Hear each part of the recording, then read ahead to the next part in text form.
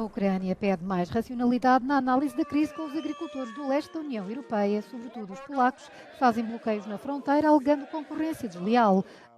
A Euronews entrevistou o negociador Kachka em Bruxelas. Poland and Ukraine are very particular neighbors in terms of agriculture, because in comparison with other neighbors, we have intensive agricultural trade in both directions. Sometimes the products that are subjects of complaints of EU farmers are the products that are as well exported to Ukraine even in bigger amount, like for poultry, for example, because we export to Poland only 4,000 tons, and we purchase from Poland 40,000 tons of poultry. So we are net importer of poultry from Poland. But this paradox is in the statistics, but not in the minds of farmers who believe that Ukraine is a source of problems for Polish agriculture. So is it fair to say that a lot of the protests or the protestations from farmers in Poland and Slovakia and so on, I mean, it doesn't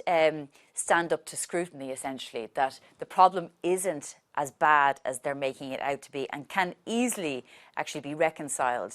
If this problem is tackled in classical EU way, with analysis, figures, boring decisions, committees, etc., it can be tackled easily. But now we have like a new political era in the EU with a lot of protests, with a lot of emotions, and this is something new that we need to learn how to tackle, both within the EU and for Ukraine, because it will impact our accession process. And on that, are you confident that the EU has your back here, that it will defend the reality rather than the emotions? I really believe in EU institutions' experience on how to manage very contradicting interests. And this is exactly the topic of Green Deal, because Green Deal is let's say, is number one in ranking of protest of farmers across Europe.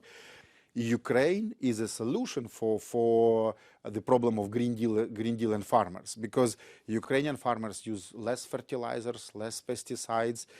We have more land that can be free, as it was proposed within Green Deal. So this 4% of land that should be, let's say, less used for agricultural purposes. So if you include Ukraine into this equation, you can be surprised that the goals of climate policy as proposed by the EU and the interests of farmers can be, let's say, equalized and can be balanced. Okay, Minister, thank you very much for joining us this morning.